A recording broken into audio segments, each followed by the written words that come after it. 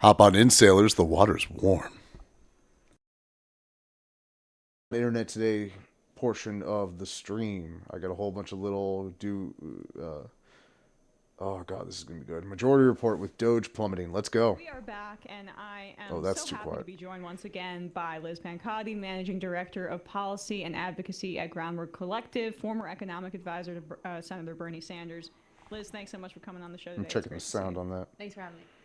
So you want to start with this, because we got to laugh as the flames dance around us, but the DOGE people are idiots, and it's taken less than 24 hours to disprove their claim that they have saved $55 billion by scraping our treasury for personal data so Elon Musk can make his version of Venmo on Twitter.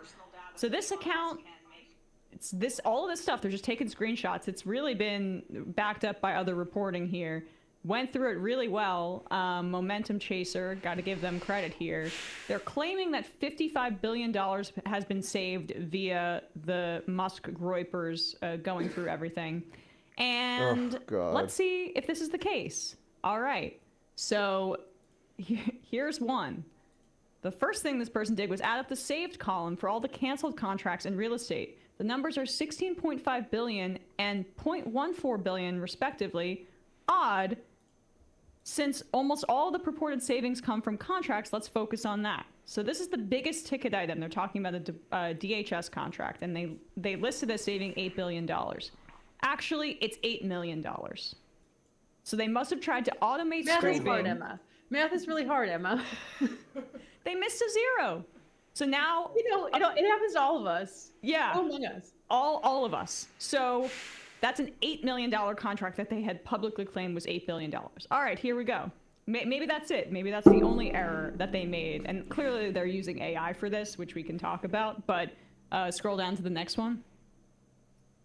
Then these USAID contracts listed at $655 million each, so $2 billion total. Wow.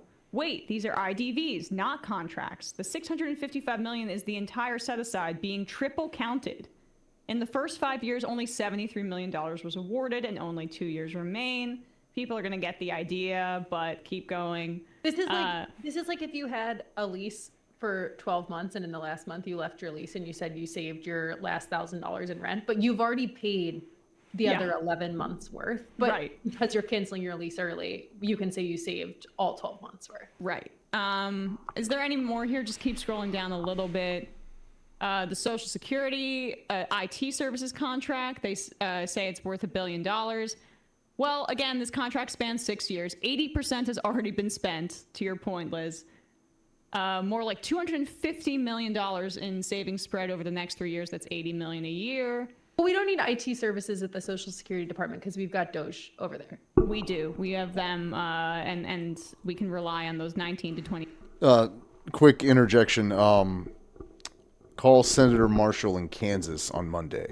He hosted a town hall and ran away from his constituents when they wanted affirmations that veterans are going to be getting taken care of instead of laid off and the VA being defunded.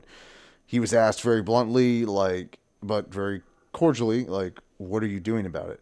And he said, well, I got to go. I got another engagement. He had another hour there, and he was supposed to do pictures and everything after as well, and he just ran away. The Republican senators are cowards. Remember, Bill Cassidy affirmed RFK Jr., the man with the brain worm that got children killed in American Samoa, that doesn't believe in vaccines, is nothing but a doubt peddler and a grifter who will get more children killed. And these people need to be stopped. They need to be stopped ASAP. They need to be stopped 2 months ago. Defend Elon's salute ends up looking. Oh, that's a good one. We're going to save that one for later. Politics. God, there's so much shit to watch. 4-year-olds.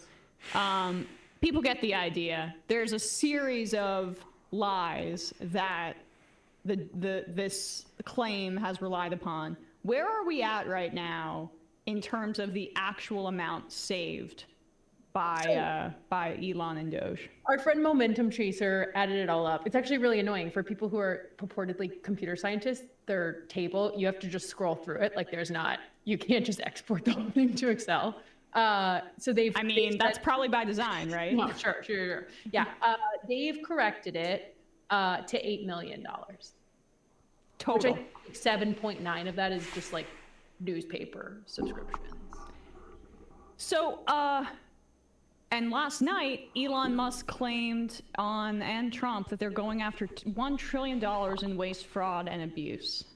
But That's now, correct. That's after not a nearly thing. It's month not. of It is this, not a thing. they found $8 million in contracts. that It's they're not gonna a thing. Categorize as waste, fraud, and abuse to cancel. Yeah, I think my colleague Alex said it really well this morning. He said it's come from The misunderstandings, waste and math fraud errors, and abuse typos. is in So, billionaire tax Can you breaks. get $8 million just is. worth I of don't know what else to say. misunderstandings, math errors, and typos? Probably. Can you get $1 trillion or $2 trillion? I'm bearish on that. No, Okay. it's not. All right. Well, Like, I God guess damn then it. take My us background through is this retail past month finance, but I can as tell you that somebody just who doesn't works in exist. economic policy, as I mentioned. It doesn't For exist. Senator Bernie Sanders, and I did mistakenly say the Groundwork Collective. I meant Groundwork Collaborative. My bad. But what has your assessment been, I guess, over the past few months? And can you explain to people why this effort by Musk to essentially cut funds that have already been allocated by Congress should be considered wildly illegal and unconstitutional? It's definitely illegal. It's definitely unconstitutional. I think the courts are. Republicans unfortunately spent 45 years stacking the courts full of conservative judges and justices. So it's gonna take a bit, and they've got some favorable folks to go through. I think the issue we have is that the lawyers are going to fight this in court. That's great. It takes a lot of time to do that. And what the real problem is that our elected officials are really not realizing that normal people don't care about courts, and they want them to do something about it. And so there's pulling out from our friends at Data for Progress this week that 67% of Dem or Dem-leaning voters say the party is not doing enough to stand up to Trump and Musk, which I'm surprised it's so low. I'm not sure what the other 33% of people are Yeah, saying, but exactly, I feel like we're all rolling over here, which is really unfortunate. You've got a couple folks, I think Greg Casar, chair of the Congressional Progressive Caucus, had a great clip in a hearing last week where he said that Elon Musk is going after your grandma's dollar a day instead of, wealthy billionaires' money. I think they've got to do something. So we partnered with Hart, a research firm, and Public Citizen to figure out how Democrats can talk about this. And you'll be shocked to know. Yeah, you'll be shocked to know that all they have to do is say that Elon Musk is raiding Social Security, Medicaid, and food stamps to pay for tax cuts to billionaires. It's very easy. That's exactly what they're doing, and we just need to call them on it. So that's, and they're already plummeting in popularity. I mean, Elon Musk is by generous metrics, -15 in favorability. So folks already intrinsically understand that they don't like what's going on. Bradley, do you have that PDF that I just mentioned? So this is from last week. You mentioned the Groundwork Collaborative and others, Public Citizen, Hart Research, worked on this. Looking at just the bar chart at the end here, yeah. So when you describe things in the terms that you just did, Liz, you can see how that means the baseline unfavorability versus the one where you use the messaging that you just said, where you get specific about what they're going after, and that's a plus 23 increase in very unfavorable, +2 increase in somewhat unfavorable, and you're well over, I think they're 50% with unfavorability for their actions. Why did you think it was important to test some of these messages, and what were some of the other findings that you found that you and others found when looking at this? We saw folks, especially in the fall, as Trump and Musk announced DOGE. If you just say government efficiency, that's pretty popular. People want their government to be efficient. They don't want it to be wasteful. They want it to work for them. So if you say we're going to create a Department of Government Efficiency, on face, people are not skeptical of that. They are okay with that mission. They don't know a lot about it. And so when we first asked people, what do you think about DOGE? 33% say, I don't know what that is, and I don't know what they're doing. And it's very, very easy to close that gap if you simply say, a billionaire, the world's richest man, is using the shell of a government agency to go in, get all of your personal information, get your grandma's social security number, fire literally veterans who take care of veterans. I saw you tweeted this out. Veterans who take care of veterans at the Veterans Administration, fire them, fire the scientists working on avian flu in the midst of an egg price crisis, and do all of this for the sole purpose of giving themselves tax cuts. If you just tell voters exactly what it is, then they're not so hot on DOGE or on Elon Musk. And in fact, when we tell them that Elon Musk is in charge of DOGE, they are even more cold to the idea. So I think on its face, nobody elected him. We have an issue of, saying we're cutting waste, fraud, and abuse is very popular. People have been saying that. Bernie Sanders has been saying that about Pentagon contracts for 30 years. And when you get down to the brass tacks of what they're doing, defunding Medicaid, throwing people off food stamps, firing nurses at community health centers, that's not so popular, especially when they're going to use those savings to pay for $5 trillion in tax cuts for billionaires. How does this work in combating what the Republicans are trying to do with their budget proposal? Because you have part of what makes it so, I think, difficult to attack, and it shouldn't be as difficult as Hakeem Jeffries and Chuck Schumer are making it, but fucking shitbirds. Part of why I think it's hard to get your foot in the door here is basically because you have Donald Trump going on television and saying, I'm not going to cut any Medicaid, not going to touch Medicaid, not going to touch Social Security, not going to touch Medicare. But the House Republicans' budget, and really the Senate's too, I know Lindsey Graham's working on one, not sure what the status is of that, but the proposal would almost eliminate Medicaid as a program, and they're also slashing food stamps, student aid, and more.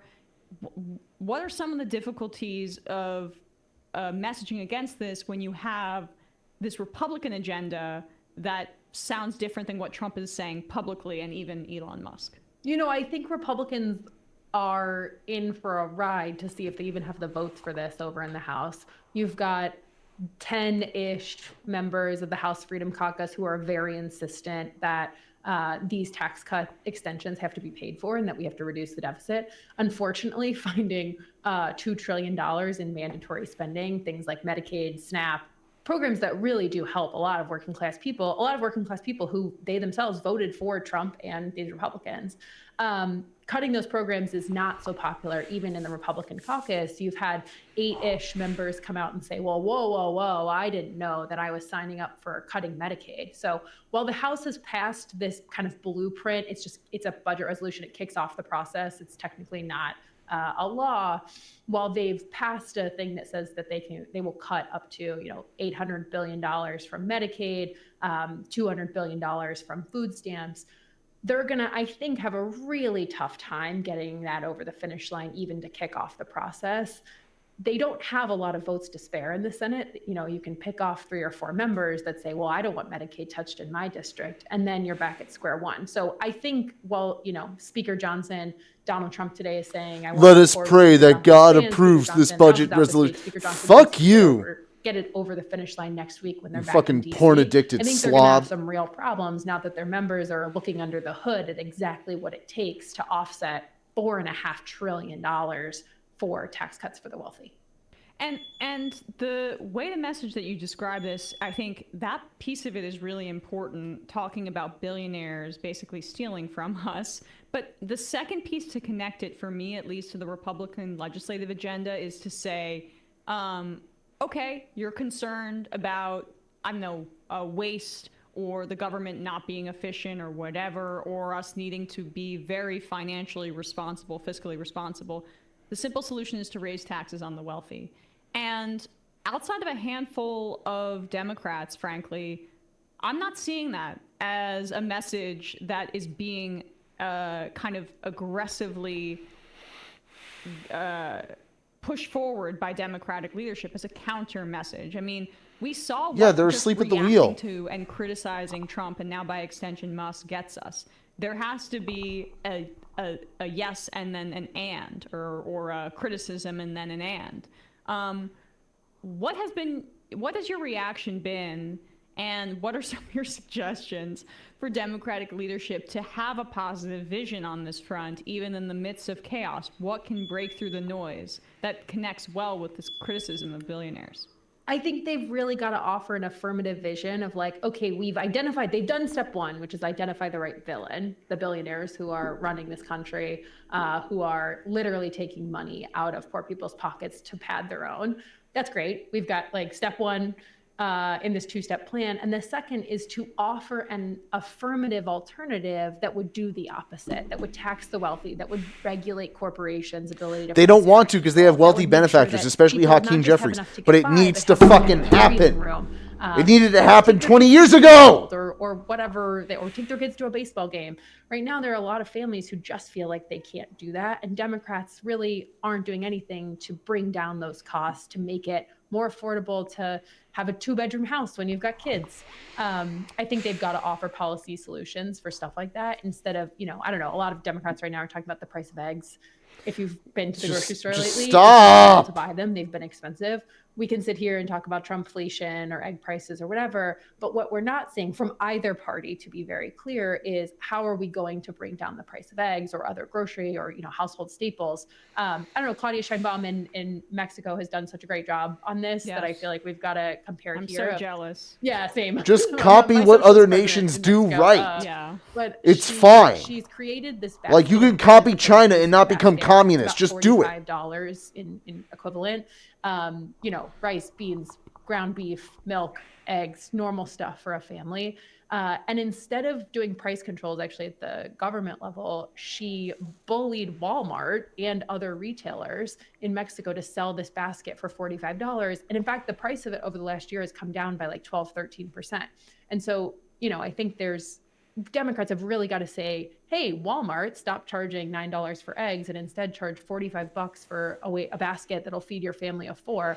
Why aren't we hearing those affirmative policies from Democrats? Because they're liberals, they're neo-libs, they're not progressives.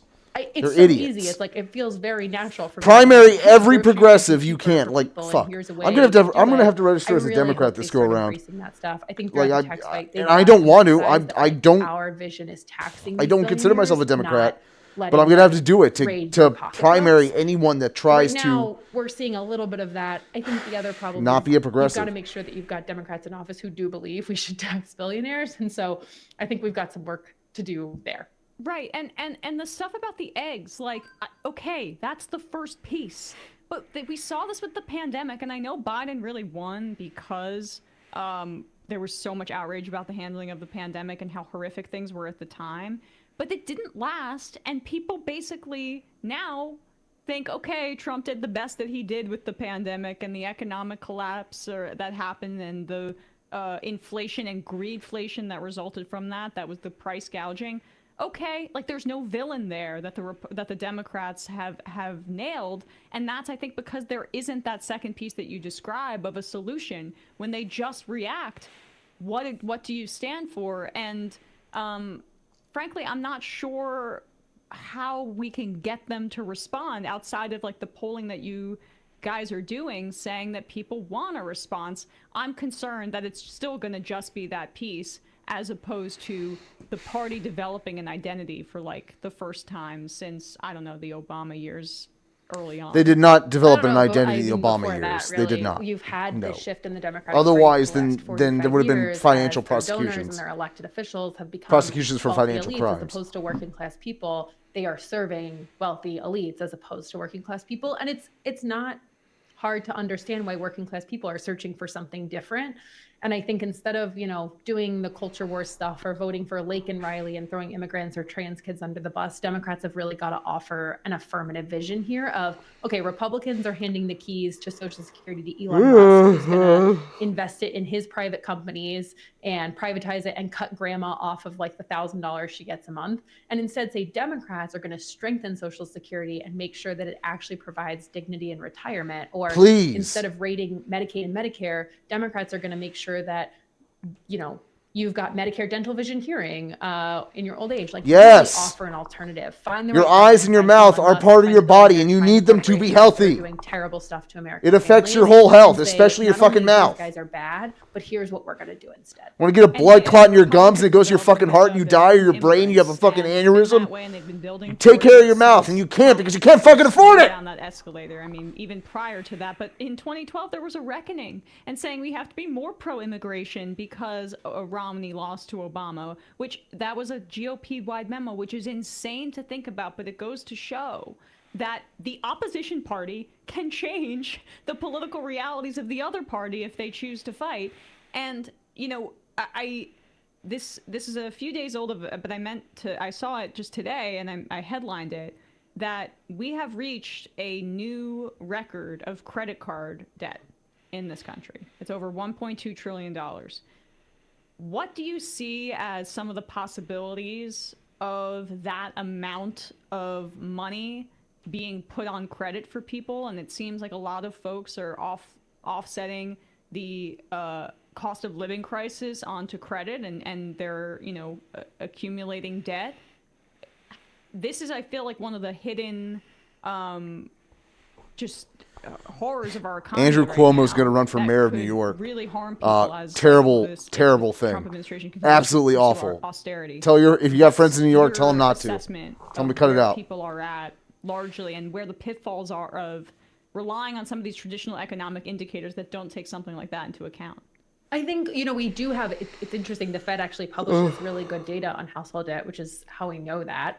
So I think we just have to look at the entire macro picture and not just, you know, what's the unemployment rate, 4%, okay, we're good, no worries.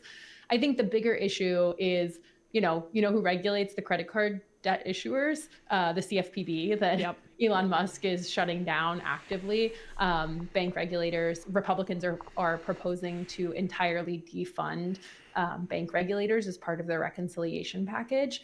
I think that I don't know if you saw this, but Mark Cuban is like the leading investor in a new exciting fintech startup that's going to let you take equity line of credit out of the equity in your car. So like a home equity line of credit, you can borrow against the value of your house to like do upgrades on your home or send your kids to college or whatever. And so we're gonna take a depreciating asset like a car, and we're gonna let you pull money out. Yeah, of I the saw those. Those are asset insane. to, They should not pay exist. off your credit card bill or buy your kid a new backpack, and that'll go over well. And I think, you know, Elon Musk wants to turn Twitter, X, into the everything app, and is partnering with Visa to make it a new PayPal. And guess what? There's nobody to regulate that either. So I think credit card debt is perhaps, I don't know, the better kind of debt we've got on household balance sheet right now. It's about to be a lot worse. You know, Trump floated the 10% cap on credit card interest rates, and to give him credit, Bernie immediately said, "Great, let's do it." And I think that, you know, we've really got to look at this usury issue, and if we want to work on a bipartisan basis to do so, great. I don't think interest Trump is rates so are serious, and when he like got calls triple from his what Wall they Street were donors about capping credit card interest a rates decade at ago. 10%. It's insane I'm sure with he's credit backed off cards. that one. Yeah, he certainly has. Well, lastly, Liz, how can people support the Groundwork Collaborative, some of the work that you're doing, and if folks want to get involved? And today, actually, we have a day of action to support federal employees. These are the kinds of things we're going to try to promote more. But your work as well, what can people do to support? Groundworkcollaborative.org. All of our socials are on there. Would love to have you follow us and uplift our work. We've got a bunch cooking. But I think really keeping an eye on the events around town in DC supporting federal workers is great. And I know our friends at the AFL-CIO have got a bunch of resources on events and actions and litigation there. Appreciate your time, Liz. Thanks so much. Of course. Thanks for having me. Hey, folks, don't forget to hit the subscribe button and check out our daily show. We do it every day at 12 p.m. I want to watch this. That's Peter Thiel. He is a monster. He has a plan, him and the other billionaires each do, to essentially take over the country. And they'll do it in tandem and underneath of Trump's administration. It's really depressing, and it's a real danger. I don't want to watch it right this second because I need a little breather. Let's find something more digestible. Let's check out James Comer. Also, so I've been watching a lot of the Damage Report, I got mixed feelings about them considering they're a TYT subsection. I like the guy that hosts it, but he also made a huge mistake the other day and called a Trump a non-Trump, like an anti-Trump supporter, a Trump supporter, defamed her and has yet to issue an apology, and she's really upset about it. That being said, like, this looks like decent content. We're gonna watch this. As everything I watch, like, approach it from your own. Like, I can't tell you what to do or believe, but I hope that, like, you can watch this and take something factual or of value out of it. So let's watch this video. I want to say it's despicable that this committee is going to silence me for bringing The up gentleman's Trump's- words have been taken down. He is not permitted to speak for the rest of the hearing. Maxwell Frost is great. He's a good guy. Millions of dollars. Mr. Ranking Member, I'm going to have the Sergeant at Arms remove him if he doesn't refrain. Fuck that, the white guy. Okay, Comer, calm down a little bit. You can see there, he's saying something insane, that he's going to bring in the Sergeant at Arms to cart Representative Maxwell Frost out of there. But Comer also... John Bolton called for Marco Rubio and Mike Walls to like resign he was, over pleased Ukraine. with himself Jesus. that he might get to do that. Well, you might wonder, what's going on? And John Bolton wants to, Okay, like, is this another nuke Korea. Like, bad God. thing? Why is this fight happening? Maxwell Frost there said something that they don't like. And free speech is only for, like, saying the N-word and stuff like that. It's not actually expressing yourself, certainly not in the government. So you shut up, Maxwell Frost, if you're saying something accurate but inconvenient. And so we Maxwell Frost is a good guy. So what is it that Frost said that got Comer so bunched up? Take a look. People like the grifter-in-chief Trump and President Musk are openly using their public offices to enrich themselves to the tune of billions of dollars. So if we want to look at waste, fraud, and abuse, which I'm down to do, why is there complete silence on the other side of the aisle about looking at the complete grifter that is the President of the United States and the richest man on the earth, which is looking into things like Social Security and different things like that? Why don't we investigate the real corruption? Hold on. Point of order. I reclaim my time. Mr. Frost, you still have 349. You're going to maybe revise. I bet C-SPAN ratings are wild. Comment about the president, because that's supposed to be our decorum here. Fuck you, Comer. It is supposed to be. President Musk and the President of the United States, Donald Trump, who is engaged in grifting of the American people, often use their public offices to enrich themselves. Someone on the other side was just asking, how would you feel if you called someone else from the I'm doing the nods. I'm a nodding. The president's grifting because you spent the last 2 years saying President Take Biden down is corrupt. his words. I can say that Trump is grifting. What I will withdraw is For viewers, hi. grifter-in-chief. Welcome, whoever's here. I wish that he hadn't withdrawn that last thing, Like but I and that he subscribe. stuck to his Say guns something in and the everything else. chat. I think that was Let's Lauren engage. Who, like, she's like, Because I'm getting tired. I I've guess been I should a long probably week. say something. I'm technically in office, and I know that most of my mind is for later. I'm going to meet up with Kid Rock later, but I should probably do something as congressperson. So, how dare you say that about Trump? And that's all that Congress is right now. I mean, they've delegated all of their authority to the richest man in the world. Like, we don't have the power of the purse. You do all that stuff. So we got to fill up some time. So I guess we'll defend Donald Trump. How dare criticize him? How dare you call him a god man? And so checks and balances. No, now they're just. I guess they're checking him out. I guess they're liking that. I don't know what the point of Congress is. Maxwell Frost is 100% right. Donald Trump is and always has been a massive grifter and con man. You could probably. I'm going to start to name some of his products. I'm sure you can name others because I'm not going to remember all of them. Bibles, shoes, watches, wine, NFTs, digital trading cards, meme coins, commemorative coins. And we're not just talking about in the past, Trump University. the very recent past, where he has made millions or even billions of dollars hawking products using his profile as the president. He's doing it right now. Look at this. You can see RFK Jr. in the background is not happy about it. He's announcing new merch sitting in the Oval Office. He wants to make a quick buck off of his stupid hat saying that he's right about everything, which I like humor as well. I think that's deeply ironic. I like the joke in that hat, but he's still doing it. So you're going to get mad at Maxwell Frost. You're going to try to silence him, censor him with your cancel culture. Presidency is and When you're apparently gonna always call has been him for out, sale. You're going to use violence, stay violence. against an elected representative, a young elected representative, because you don't like his speech when he's accurately pointing out that your god emperor is a huckster, and that's all that he is. And so, look, eventually he's going to be dragged out, Sharon, or Jasmine Crockett is going to be dragged out because they're going to say what they need to say, that words that are accurately going to reflect the insane time that we live in.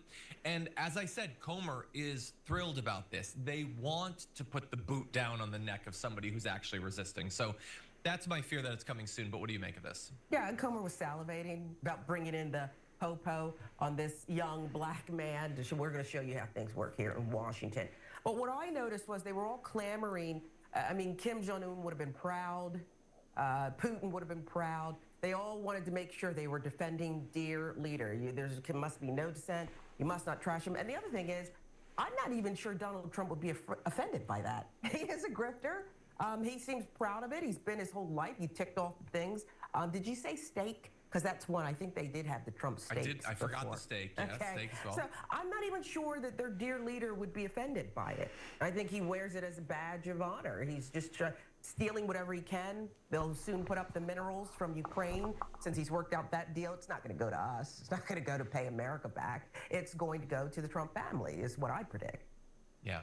No, 100%. I mean, A fair for assumption. 4 years, Comer's like, I gotta find this Biden crime. There's gotta be crime. Fox News says there's crime, so he just looks and looks and looks. And if you were to ask any Republican, they'd be like, Joe Biden made millions of dollars off of what? I don't know, but something. Okay, look. By the way, Joe Biden is a politician. He's been a politician for a very long time. I would be shocked if he wasn't doing something like that, but I would also like you to demonstrate it. We don't need to dig and investigate. Donald Trump is doing all this right now, literally right now. And not just selling the hats in the Oval Office. He was meeting up with Saudi businessmen to talk about his golf league and how he can reduce regulations for his business investment, not for the American people. Yeah. So again, this is now a recurring thing. This seems to be what he's putting most of his time in. And then obviously the co-president, Elon Musk. I kind of really want to maybe watch we'll dig more into the numbers what tomorrow happened on with the Theo show. Vaughn. They've now done an investigation. The Like, government money that he's received throughout his career is $38 talk about it in a billion. minute.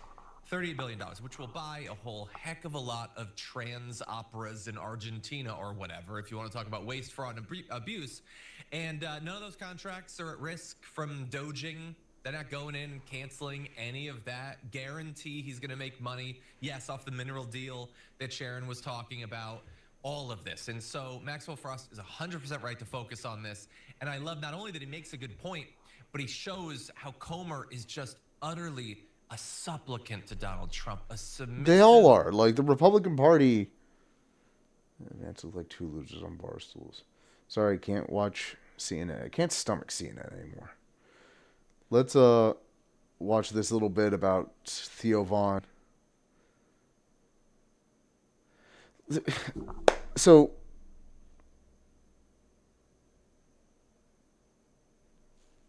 God, he's doing a right-wing pivot. Theo's always been like, he had a Joe Rogan appeal for a while, back when Joe Rogan had appeal. He had aura. They, like, you know, salt of the earth type guy, came from nothing, like, not really political, all that jazz. But he voted for Trump. He went to the inauguration and everything. Like, he's a right-wing comedian now. And it sucks because, like, I really did like Theo's stuff before, like, the last 4 or 5 months. I used to like Tony Hinchcliffe a little bit. Like, I wasn't, like, in love with him, but, like, I used to think that, like, there was some entertainment value. But after that, you know, Puerto Ricans are all, like, animals that just get pregnant. And then again, Theo voting for and endorsing Trump. Like, it's just like, you guys don't care. You're just chasing a bag. And, like, yeah, if you're not going to stand up for people, like, fuck off. So let's see what Adam Mockler has to say about this.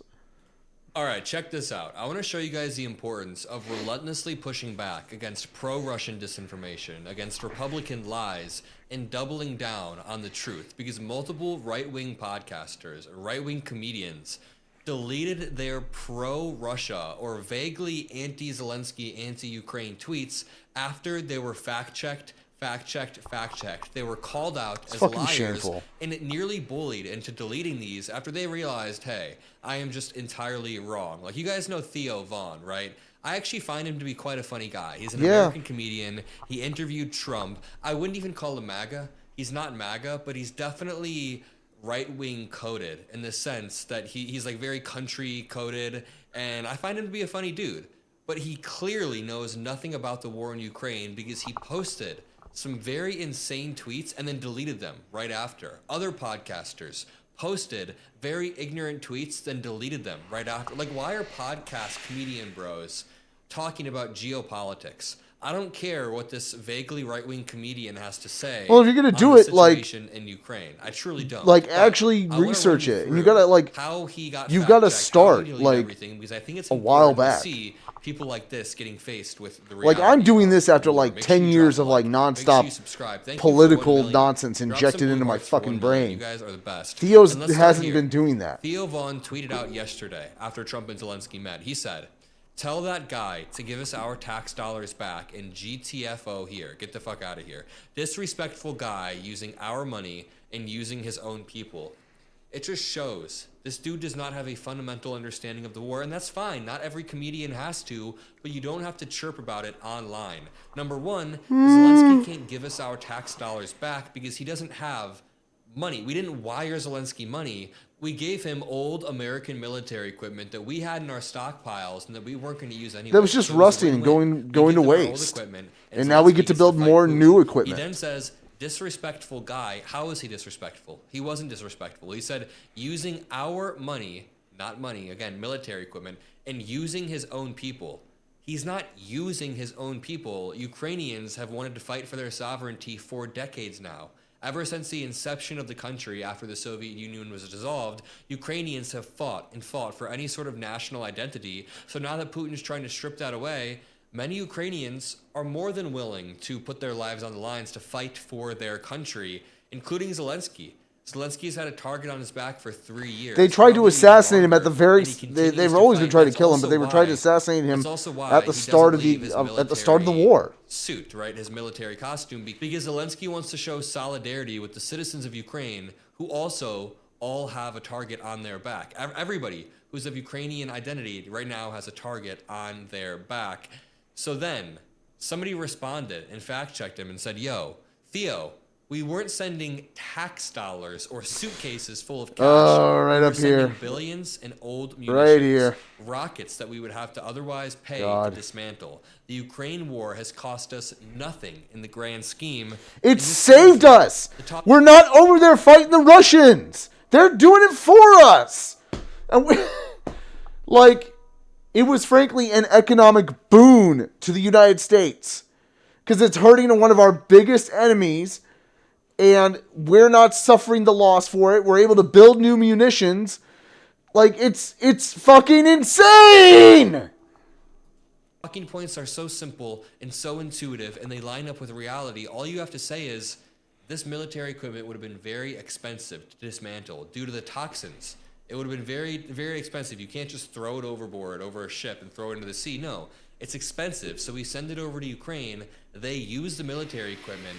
They use the money we give them back, and they put it back into the American economy and American manufacturers, and it helps us out. So, as more and more people began to fact-check Theo Von, he began to feel the pressure, and he deleted his post. And then more people begin to fact-check him.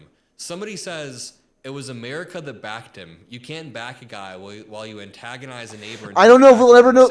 I don't know if we will ever know the truth behind all. What are you fucking talking about? I don't like his attitude. He's getting ganged up on by a couple of dickweeds. The fuck, Theo? Good luck. So this guy seems vaguely pro-Ukrainian, but also he's wrong. We did not antagonize Russia in any way. Russia has had imperial ambitions for decades now, and we didn't antagonize them. We allowed Ukraine to move more westward. Theo Von then says, I don't know if we will ever know the truth behind all of it. I just don't like his attitude, and I'm sitting in a diner in Toledo, Ohio, a city that could use attention, and we are giving our money to anyone other than our people in places. God, this is like a level 1, surface level, wrong talking point. Whenever you hear someone use the talking point, hey, Why don't we just give the money that we're giving to Ukraine to our homeless people? It's so simple. You just say, do our homeless people need HIMARS or Abrams tanks? Does the border need Abrams tanks? Because that... What our homeless people need is the taxation of billionaires. Massively. Not just for housing, not just for food, but for also the creation of job programs and like resettling our own population of 750,000 Americans that are homeless. We got 15 million vacant homes. And listen, there is absolutely a mental illness aspect to homelessness. You get PTSD when you lose everything and you're living in a tent just struggling to get by, asking for $20, like just trying to make it. I see people every day pushing shopping carts of their entire livelihood around in the freezing cold or the blistering heat, just trying to survive. And it's bullshit. We need shelters. We need, an organization to resettle all of our people that are homeless into homes. There should not be vacant homes. We have 15 to 17 million vacant homes in this country. And they talk about, it's a supply issue. It's like, no, it's a fucking billionaires owning all the houses and then charging insane rents and not letting people stay in those empty fucking houses issue. It's resource management. God damn it. That's what we're sending over to Ukraine. Highly, highly technical military equipment, not just money. I don't know how many times I have to say it for these Republicans, but Theo Von says, I don't know if we will ever know the truth behind all of it. That's part of the problem. That's what bothers me with conspiracy theories, is that people who are very predisposed to trying to find a conspiracy in everything always think there is some deeper truth. That Putin's not really the bad guy. The media is just making Putin seem like the bad guy, blah, blah. No, it's really that simple. Vladimir Putin has been killing people directly, indirectly for over 3 decades. He had Alexander Litvinenko assassinated with polonium in 2006. And Litvinenko said, yeah, Putin did this. Putin killed me. And it's like, yeah, of course he did. It's easily provable given that it was fucking polonium poisoning of a Russian dissident. And it's like, Putin, either you ordered it, which you did, or you grossly misplaced a radioactive element. And it's like, come on, man, you fucking did this. And then the Novichok poisonings, the attempt to kill the former Russian ambassador in Britain and his daughter, and they were found just in time, but like were damaged by Novichok, like a nerve poison. It's insane.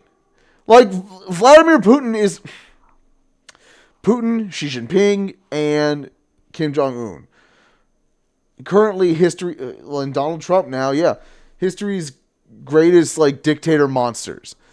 Only followed by the billionaire oligarch class trying to turn human beings into fucking biofuel. It's just fucking ridiculous.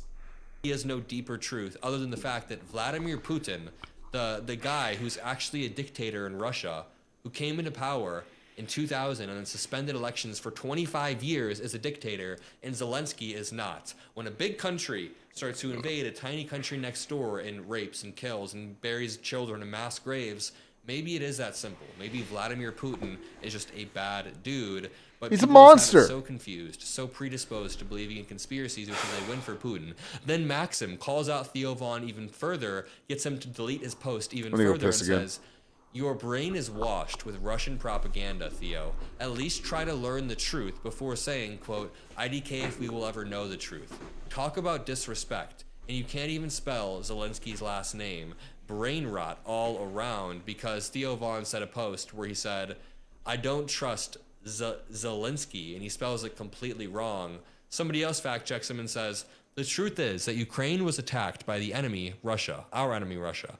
The U.S., along with Europe, backed Ukraine in a fight to keep their nation free. Putin had no interest in peace and violated previous agreements made previously by Ukraine. Ukraine's fight was a righteous one. Then Theo Von says, probably true, I don't trust Zelensky. And then someone says, Theo, please educate yourself and don't turn into a useful idiot for the machine. Russia attacked Ukraine for wanting to join NATO. We can't abandon an ally like this. It's disgusting, but even that is false. Russia did not attack Ukraine for wanting to join NATO. How is Russian propaganda so pervasive? Russia attacked Ukraine. It's like, even if that was true, why are you defending that? Like, it's clearly, oh yeah, so I guess it's a really good thing that they should then join NATO.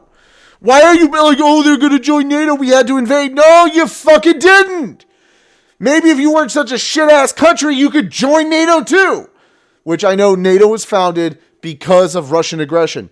But, like, wouldn't need to exist if it wasn't a country of murderous oligarchs pushing people out of the fucking window. What the fuck are we doing? I kind of want to watch that. We're going to watch that too. Even though I don't want to watch CNN, I want to hear from a VA employee. For the first time back in 2014, but this was off the back of them attacking Georgia in 2008. Fuck. This is because Vladimir Putin has always talked about restoring the old Soviet empire, which necessitates invading countries around you. Yeah, so like he Putin wants has to. these grand imperial And it's ambitions like, dude, to the restore USSR was the a legacy failed of state. Russia, Chernobyl and he was invades proof of next that. door neighbors. It really You is that simple. can't operate as a He's country, using and oligarchs don't and solve NATO that. lie as a pretext to invade, but Theo Von doesn't know anything. I don't know why he's commentating on foreign politics. Then someone says, so all the people that thinks Ukraine owes the U.S. tax dollars, like this motherfucker here, Theo, do your math before you talk. The U.S. has earned $200 billion more than usual on oil, weapons, and other sales because of Putin's invasion. Other people were saying, I used to be a fan of you, Theo Von. I'm just really not. But here's another podcaster who gave his opinion. Oh yeah, Lex Friedman. This fucking cuck piece of shit. Fuck him. I wear a suit and tie. Eat my ass, Lex. Some podcaster or some comedian. All of this breaks my heart. Fuck your broken heart, you. I pray for peace. How about you fight for it, you stupid bitch? Lex Friedman, Fuck! a podcaster who was born in Ukraine and still somehow said, I keep forgetting that. The Fuck. amount of disrespect President Zelensky showed to Donald Trump and the American people today was insane. How, Lex Friedman? He was just getting ganged up on by a bunch of right-wing pundits and psychos. It really seemed like Trump and JD Vance wanted to bait Zelensky either way and just snap on him. Yeah, it was a fucking plan.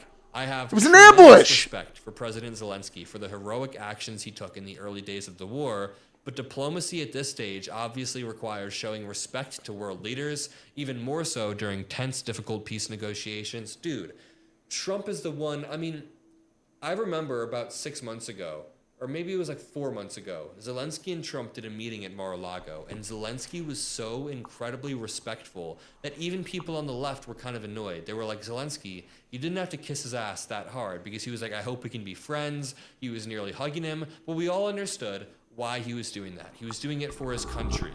Zelensky has been nothing but respectful to the U.S., to Trump, to both administrations, including the Biden and the Trump administration, yet Trump has his personal vendetta. And then he calls Zelensky a dictator. He calls Zelensky all of these nasty, terrible things. And then when Zelensky shows up, the first thing he says is, oh, you wore your nice clothes, or whatever snarky remark he made.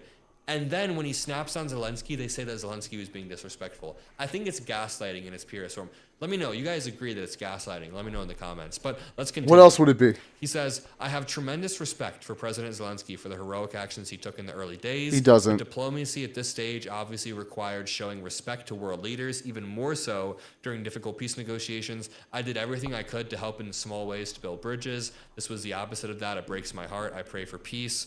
I mean, now Republicans are calling for Zelensky to step down, to resign. It makes no sense. Zelensky's been probably the best leader you can be during a war like this. Now, someone said in response to Lex Friedman, all Zelensky said was that he can't sign a ceasefire without a security guarantee because Russia has not respected any paper they signed over the last 11 years. People should stop saying it's disrespectful and start explaining how it's untrue.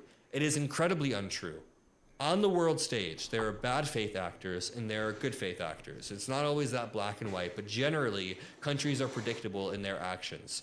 And even if a country is unpredictable, that just means that they are a bad faith actor. For example, Russia broke the Budapest Memorandum, has broken all of these different agreements and accords and meetings. We know that they are a reckless, bad faith actor. They can't be trusted. That's why a ceasefire means nothing without actual security guarantees. Say we give Ukraine the ceasefire and there's no security guarantees, Russia doesn't care about a piece of paper. Vladimir Putin could not give less of a shit about a piece of paper, so he'll just reinvade in 5 years. But if we give them some sort of security guarantees in the form of weapons, or, I mean, a nuke as a security guarantee, All of these different things Give him a nuke. incentivize Putin from ever. The Ukrainians And you know deserve what the nuclear depressing weapons part again. is? They just do. America has built its credibility over the past 80 years. And We threw built it all this away with one prosperity off of jackass. being one of those good faith countries. Article 5 in NATO requires every country that's in NATO to be predictable, meaning they will all respond to an Article 5 attack, but the US is now such an unpredictable ally that Article 5 means nothing, that we've lost years of credibility that we've worked to build up, and we are now one of those bad faith actors, just like Vladimir Putin is, which is very, very scary. And then you see Lex Friedman delete his tweet. The person who wrote the last tweet I said, Lex deleting his tweet is so funny, and now the post is unavailable from Lex Friedman. This page doesn't exist. Maybe do a little bit of research if you're a comedian or a podcaster and you want to talk about Ukraine. Just maybe, but I'll leave it at that. Again, thank you guys for a million. If you enjoy these videos, drop a like and subscribe, drop some blue hearts. Have a great rest of your day, and I'll see you in the next video. Peace out.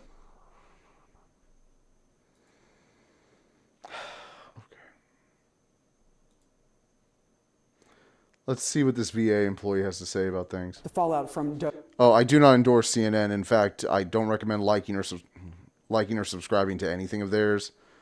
They need to suffer more losses. They are not a legitimate news institution, which I know is counter that I'm now watching one of their videos, but I want to see what this VA employee says. DOGE and its mass terminations are hitting the courts and hitting families hard. Our next guest is Gail Schechter.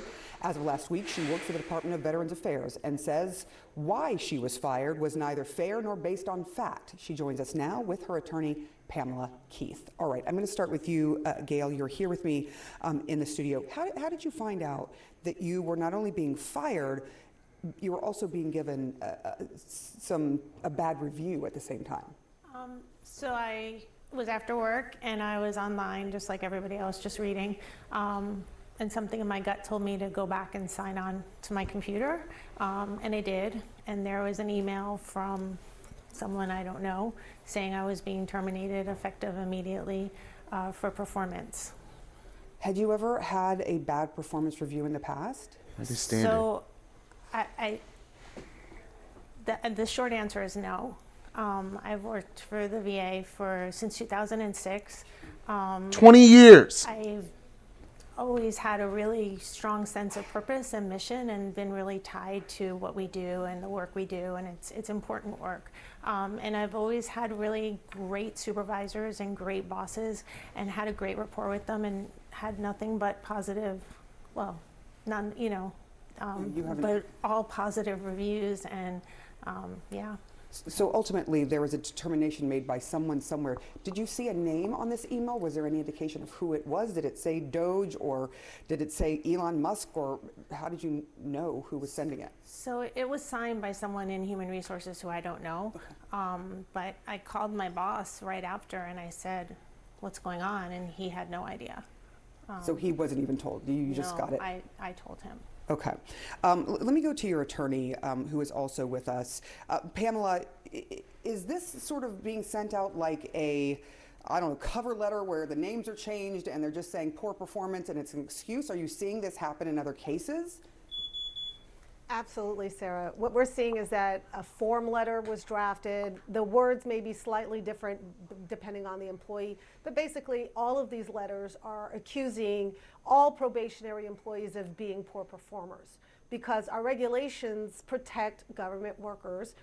Probationary workers may not have the same level of protection as those that have passed that probationary stage, but they still have due process rights, and our regulations say they can only be terminated for either poor performance or poor conduct.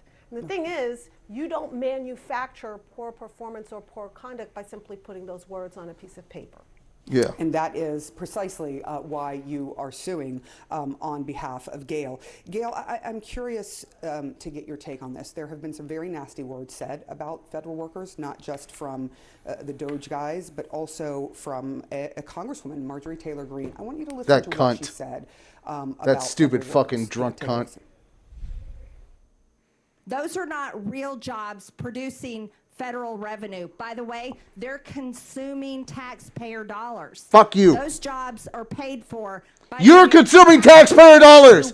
You cunt. jobs, earn real income, pay federal taxes and then pay these federal employees. Fuck Federal you. Employees do not deserve their jobs. Federal employees Fuck you. deserve their paychecks. What would you like to say You fucking to dog. the Congresswoman, who is also, by the way, paid by the American public?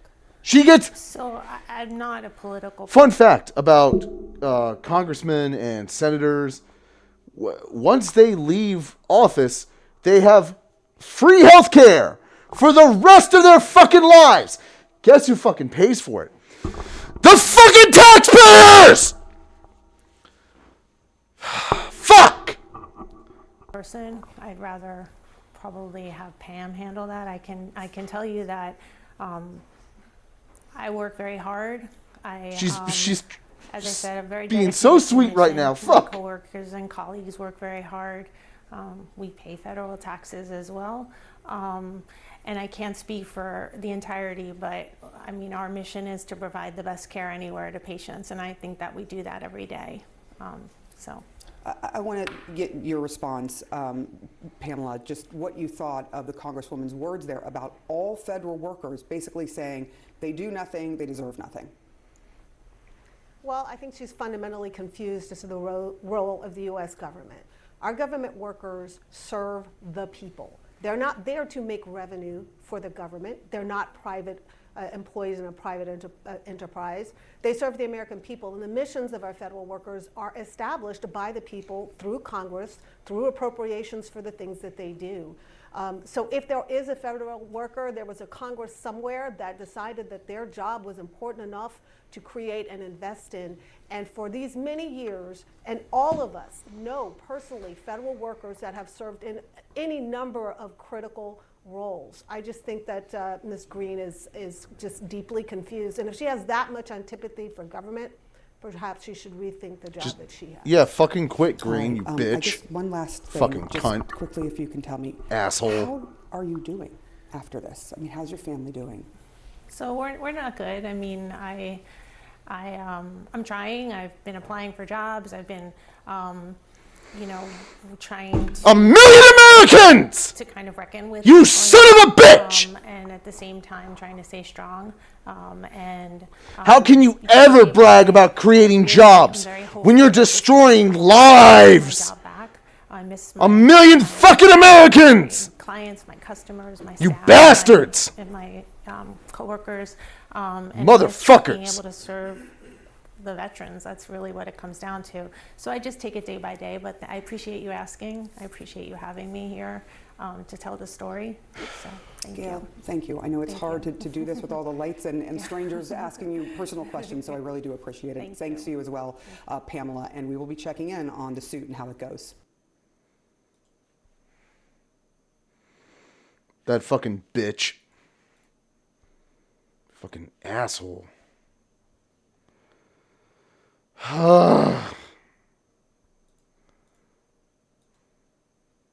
No. What's Donald this Trump about? is cracking down on media that won't go along with what he wants, but he's also boosting the media that is doing everything they can to slobber all over his feet, as he did with Elon Musk in that video we showed you. Here is what happened after the cabinet meeting yesterday. Lauren, say we did a great job, please. Okay? Say it was unbelievable. Thank you very much, everybody. Thank you, Chris. I'll right back here. Thank you. This is obvious. Like, nothing new there. That's painfully obvious. Fuck. Okay, we're gonna watch. We're gonna watch this, and this is some dark shit that Sam is gonna make very palpable. I really didn't want to watch this one because I know what it's gonna be about and what we're up against, but we gotta watch it. I gotta go take care of something real quick. I'm gonna get you all started on this. Watch it. I'll be right back. Sam Cedar, Emma Vigeland on the Majority Report. Pleasure to welcome to the program Gil Durand, journalist based in California, proprietor of the website The Nerd Reich, co-writer of the Frame Lab newsletter. And Gil, welcome to the program. You've been following and really started to dive in very deeply into the ideology and practical blueprint that has been sort of been germinating almost now for a decade, maybe more. And we're starting to, we have seen this being now put into practice. Give us a broad overview of the work that you've been doing.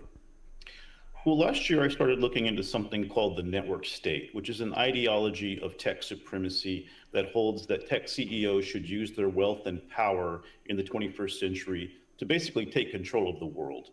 They believe that nation states and democracies are an outdated software for the planet, and that they should take over existing governments and hollow them out, or else start their own sovereign countries by taking territories around the world that they can buy with their vast wealth. As part of this ideology, they see a future in which nation states will collapse and democracies will be abandoned in favor of corporate dictatorships. And this is not something that I've dreamed up or found in a secret document. They write about this stuff in books. They talk about it on long podcasts. They make YouTube videos about it, you name it. They've been very, very loud about it, and no one was really taking them seriously. But I saw them getting very involved in trying to take over San Francisco city government. And after a certain while of watching them as editorial page editor of the San Francisco Examiner at the time, I started to realize there's something deeper going on here. And what I did was take the time to look into that. And the work I did for the New Republic was based in that research. All right. To that point, let's just, because when you do articulate this, people are like, well, I mean, this sounds a little fantastical. We got a couple of clips that, we have been playing on this show over the past year. And just, they're rather short, but I think it's important to show this because these are some of the wealthiest people in the country, if not the world. And they were all standing right behind Donald Trump on inaugural day, or just about.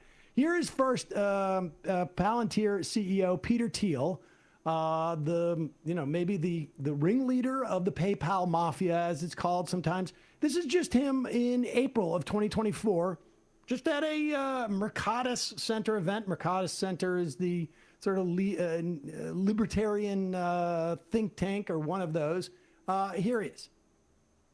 Sort of, one way to think of the Weimar period was, it's like the dwarves in Moria, where they dwelled too deep, and finally they awakened the nameless terror of the Balrog.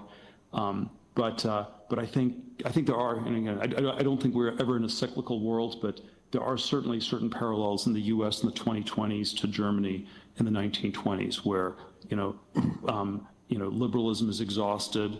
One suspects that democracy, whatever that means, is exhausted, and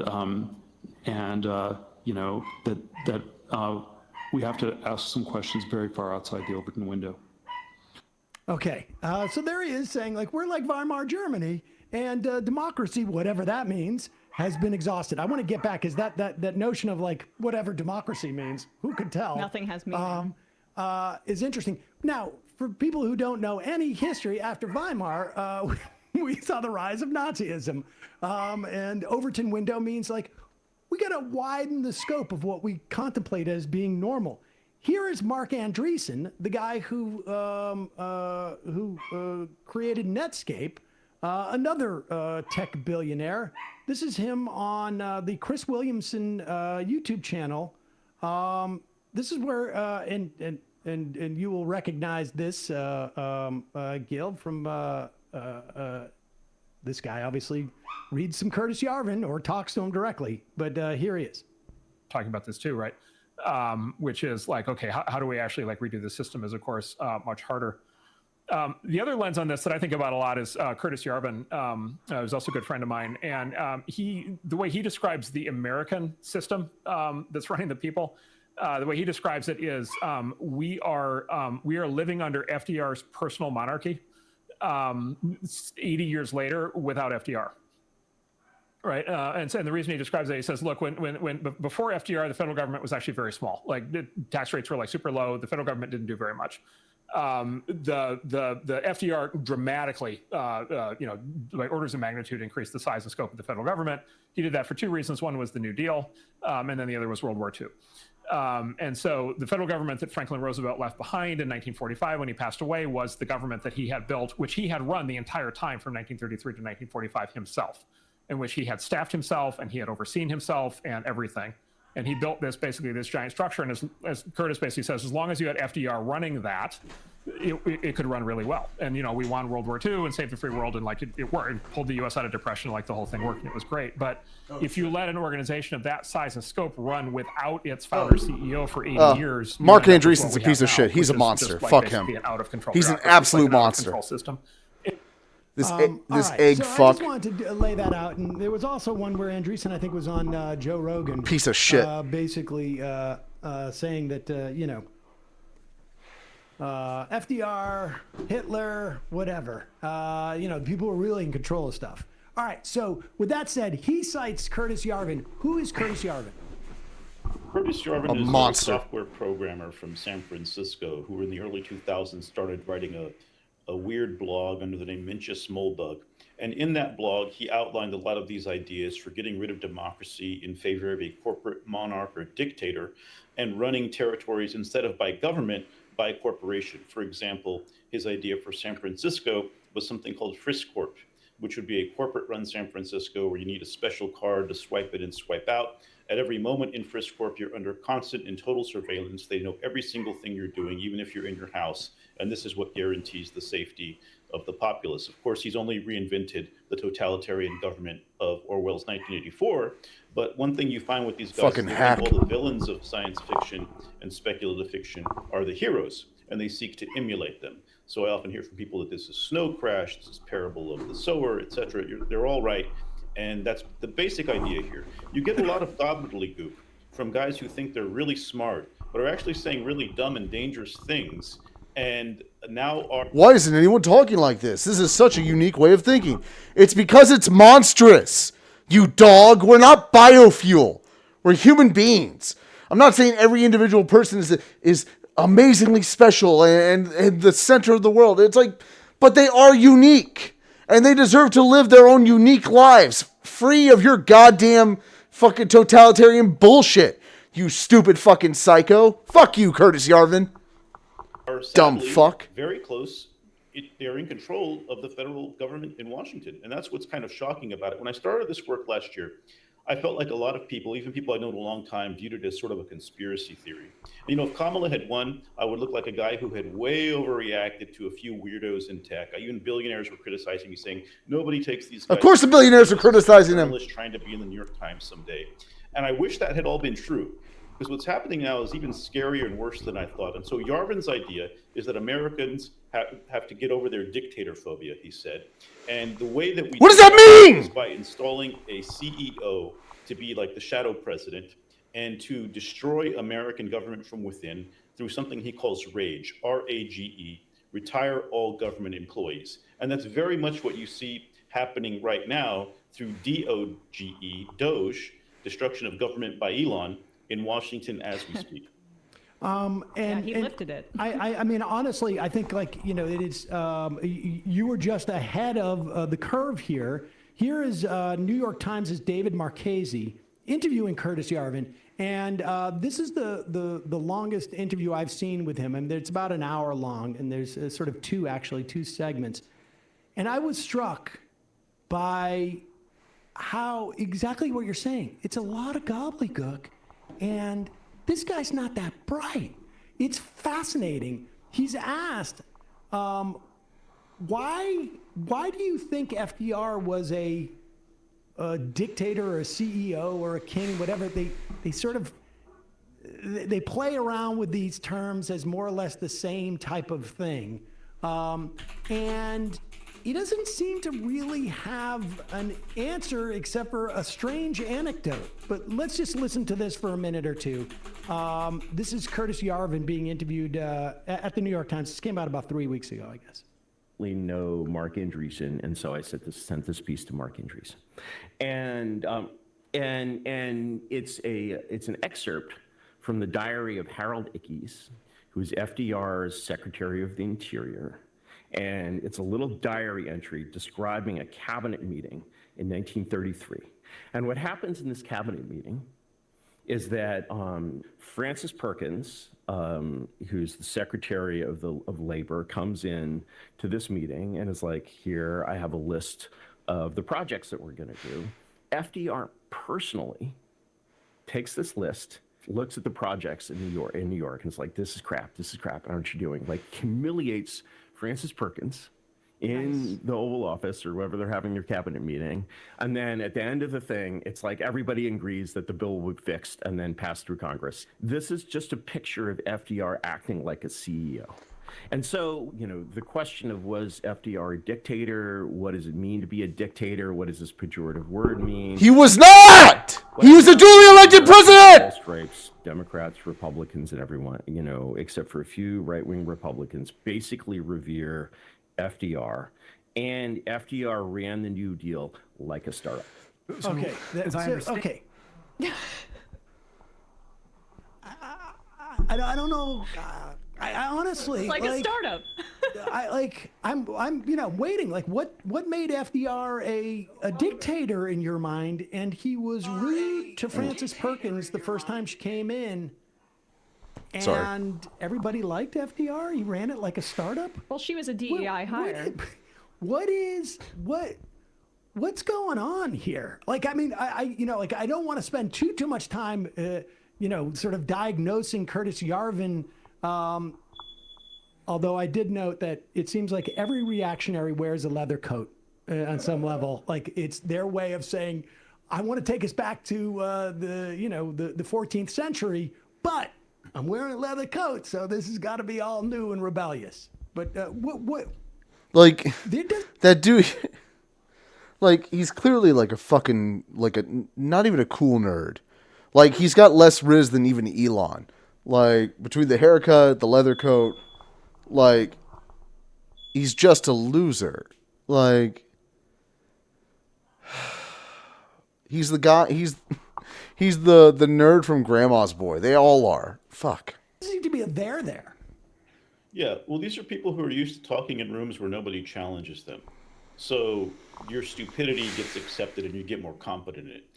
The other way to look at it is this is a disinformation for dumb people who don't know anything about what he's talking about. And so his cherry-picked anecdotes are used to convince all of these young wannabes in Silicon Valley that, oh, wow, it was a dictatorship, etc. There's one quote Yarvin has from a few years back where he says you can go into a bar and say, I think the British should have won the American Revolution. And people will say, yeah, that's cool. Well, try that shit in Boston or somewhere where actually people know about some of these things and see what happens in a bar. So this is a guy who's sort of making up this universe from cherry-picked anecdotes and trying to prove this point. I mean, if I worked in government, I come from government. I spent a lot of my career there. I worked for Governor Jerry Brown. I worked for Senator Dianne Feinstein when she was chair of the Intelligence Committee. I come from mainstream Democratic Hopefully politics. back when she was, like, far cognizant. left. And everything in politics is a negotiation. Everything is a test of egos and wills. That's designed that way from the Greeks and the Romans. There's a long history of how this works. There are checks and balances. If Roosevelt had been a dictator, then why did we go and elect a bunch of Republicans who hated his whole project in intervening decades? I mean, it makes no sense, but it's not supposed to.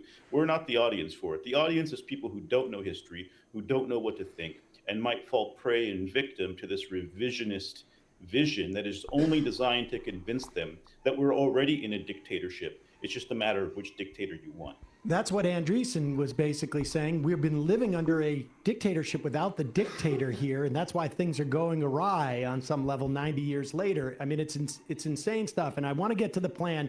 We got a lot of questions about that as well. But just one more thing that strikes me.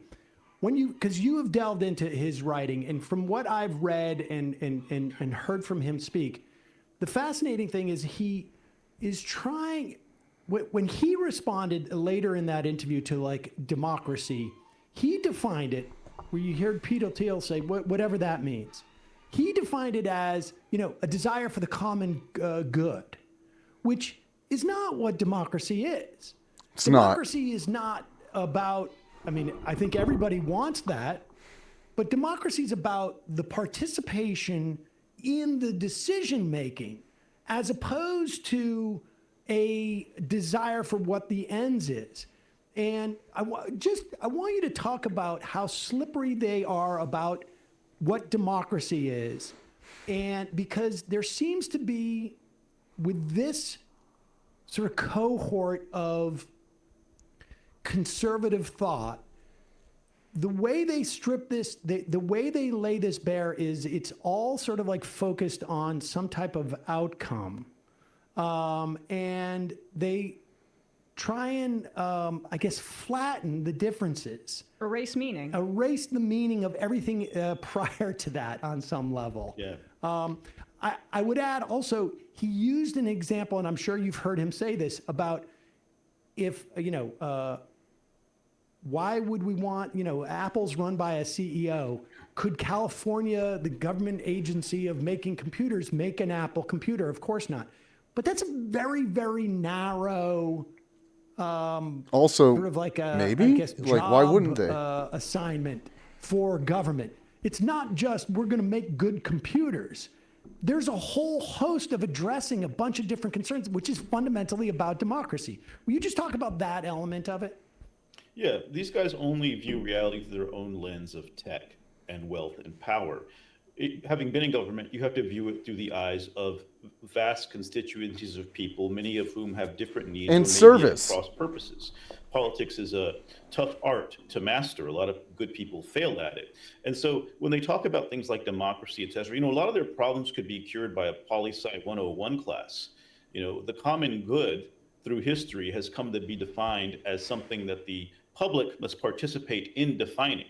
What they're trying to say is that, well, there were times where there were monarchs or there were dictators, and the common good was defined as whatever they decided it was. And, they claim things worked better or whatever under those systems, which I think history will prove that they don't. So all of this is pointed toward complete ignorance of actual history, of political theory, of how we got to the system that we have, toward a return to something that doesn't work, always gets overthrown, usually through violent revolution or war.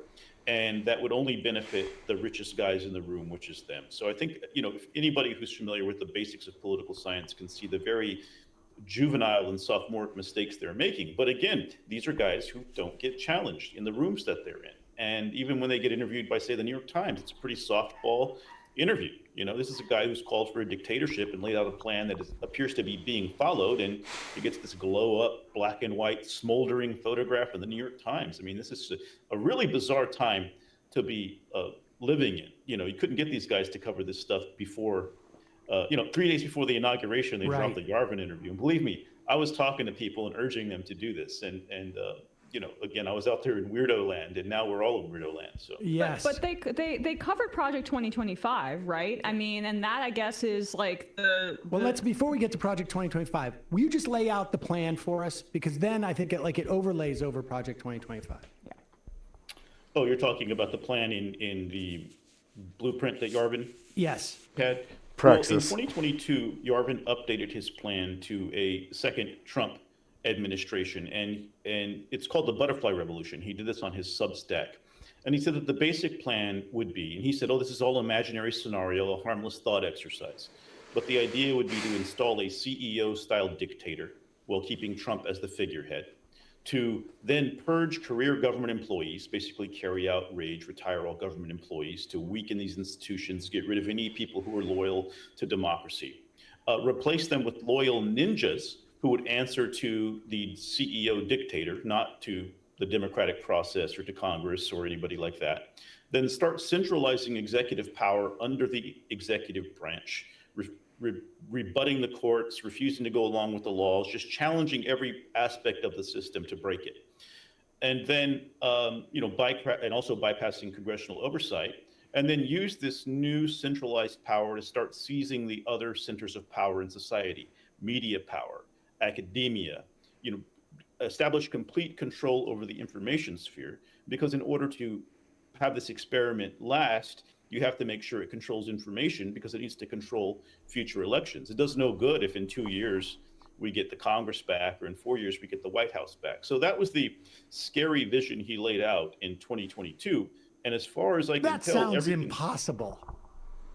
Yeah, everything that Musk is doing, again, it could all be a vast coincidence. I'm a skeptical person myself. This is planned. These fuckers have WhatsApp chats. To me that they're doing everything on their list so far, And I've come to a point where I'm not going to underestimate these guys Like- anymore. I am going to underestimate. Andreessen all of quoted those Yarvin word for fucking word. I think if most of the American Andreessen's sucking Thiel and Musk all the fucking time. but that no one it's is saying it. that it's systemic. I mean, that's the thing is Mm-hmm. that I think there's this sense out there that like stuff is happening willy nilly, but this is part of a plan. But no, I mean that was my question, and it's really just it's fascinating to see how this pairs with the lack of meaning that they're trying to engender, and the fact that these tech bros have control over our communications platforms.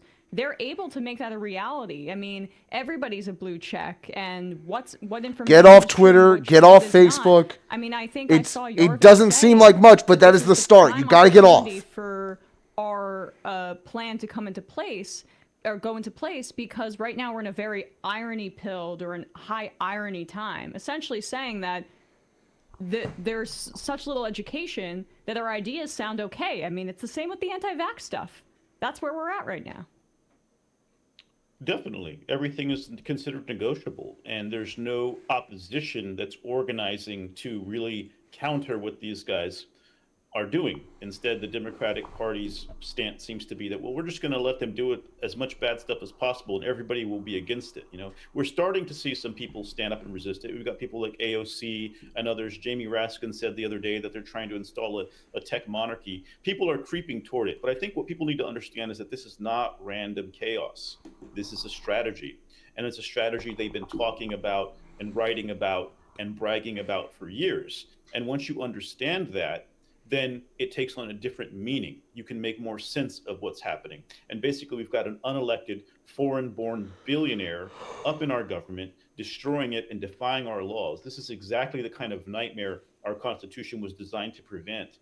And we need to be very aware of that, because we can stop it, but not if we stay asleep for too long. These guys are trying to do as much damage as they can as quickly as possible, because that's their key to keeping power. And I don't mean keeping power for 4 years. I mean keeping power Forever. in general. And to see the Democratic Party largely silent, to see the major media outlets not really getting it, is pretty scary. That to me is the scariest thing of all. People should, this is an advanced conversation. Catch up, get your pants on, get your boots on, and get out the door. It's time to go. And I don't really see that happening from the party that, again, I worked for very mainstream politicians for most of my career.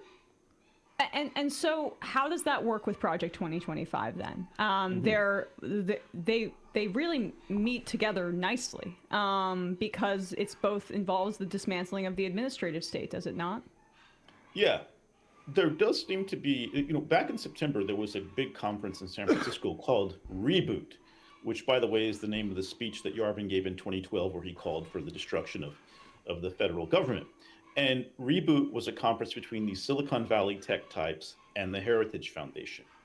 And there was all these speeches, people from Allen, Anduril, Palantir, you name it, all coming together to talk. And I wrote a piece about it then. I'm like, well, this seems to be a convergence of the right-wing, far-right Republican sphere, the religious aspect of it, the religious zealots who want to impose a theocracy, the far-right tech guys, the Peter Thiel universe, Elon Musk's of the world, and MAGA, right? They're all kind of coming together. They have a lot of commonalities. There are some key differences, but a lot of commonalities. And I think the thing that I was trying to write about last year that I think a lot of the media missed was these guys have gotten together on a project here, and they're going to focus on their commonalities, destroy the government, shrink it down, privatize it, you know, end rights for people of color, for women, etc. And they're going to focus on that for the next few years. So I think this convergence is something that was largely missed, but that was, again, happening in plain sight. The Heritage Foundation and the tech bros had a thing called Reboot in San Francisco in September, right? They were open about it. It wasn't a secret. There's a real quality.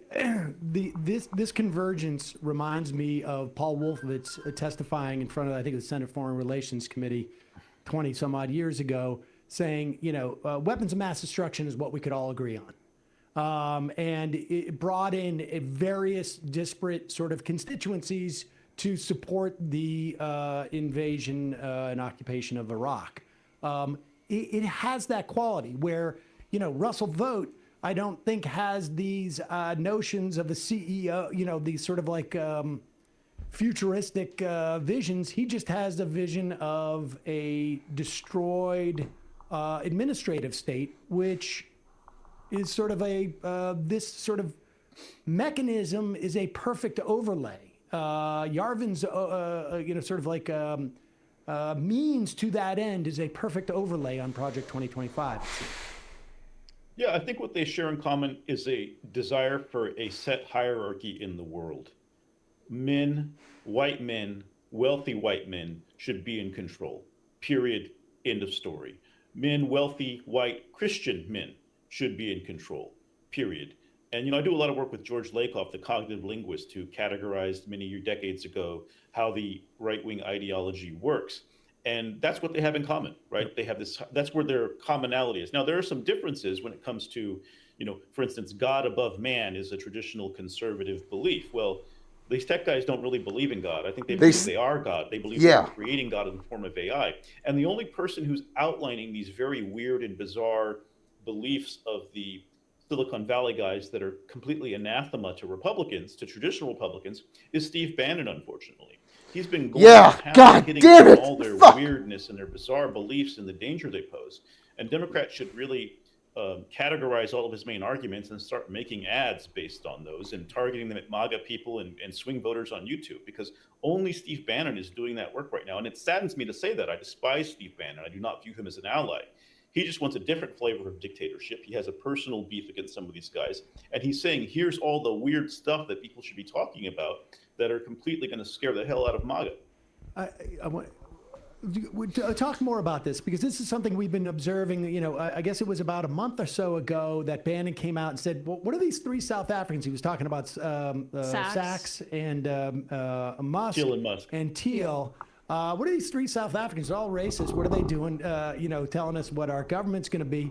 And then he also seems to be backpedaling a little bit because he realizes, like, oh shoot, I lost that battle. And in the New York Times, he was like throwing subtle shade at Musk, saying he's the Edison of our time. And if you're not familiar with like Tesla fanboys, that's a dig at Musk. But anyway, where is the ideological split there between a Bannon and the a Yarvin in that respect, and how does that play out? I mean, if we were talking about, if we were going to start producing those ads or that content to show as a wedge issue, I also despise Bannon, but where exactly is where is that wedge? Well, I think first of all, I think what Bannon's trying to do is force a negotiation with these tech bros. He sees that Elon's coming. He's like, hey, I bought the Republican Party. I'm now the star of the show. I think Bannon understands that that's dangerous. That could turn people off. We already see Elon Musk's popularity plummeting in the polls with Republicans. It already is dead with Democrats for the most part. So Elon has a necessity of taking everything too far and not pacing himself at all. And so I think it's a negotiation. What Bannon has said is that, yeah, you deserve a place at the table. You spent all this money, and we could use that money to take over Europe and turn Europe fully right and have this global, right-wing project. But he wants him to not be at the head of the table, is what he has said. And so I think there's that tension. Part of it is that I think Bannon views himself as a populist, as someone who is representing his people, a mass of voters who have been with him on this journey to getting Trump to office. And I think he sees, he's jealous to some degree, perhaps, of the role that Elon has bought for himself. But also, I think he understands that Elon and these guys don't care what people think.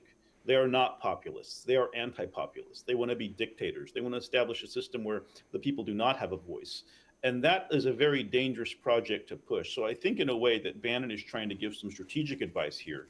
Don't go full dictator in full view. You get a lot farther making things subtle in politics. You kind of want to boil the frog here, start off slow and go up. What Musk is doing is throwing everybody into the boiling water all at once. And so that's how I view it. If you were to look at the thing that I think Bannon focuses on most, it's weird stuff like transhumanism, mating humans with machines, putting chips into people's brains, and this idea that AI will be God because apparently God doesn't already exist. And there are these cultural and religious issues that if you examine the beliefs of these tech guys are going to make, the grandmas and the MAGA grandpas out there think, who are these guys? Should I be supporting this? But no one's telling them that except for Steve Bannon, and he's even hedging because he doesn't want to be, I think it's a negotiation more than anything. I mean, Yarvin's an atheist, right? And Teal is godless. He's gay, right? Whatever. Hey, folks, don't forget to hit the subscribe. Alrighty, I'm very exhausted, and I really didn't want to watch that one because of how accurate and valid it is to the things happening right now. I'm gonna take a couple hours breather. If I get back on, I'm not gonna be doing this. I'm probably gonna be gaming. If you're in here, join the Discord. Follow me on Blue Sky. I repost my streams on Twitter, so check those out. Thank you all for coming. If you want to catch the rest of the stream earlier, just go back, rewatch. I did like 3 hours today, including the Internet Today segment, which will not be on the YouTube. As I mentioned prior, I do not upload their stuff to YouTube. But yeah, thank you for coming. I appreciate all of you. Like and subscribe, and have a great rest of the day and a good weekend. If you had a good time, like and subscribe.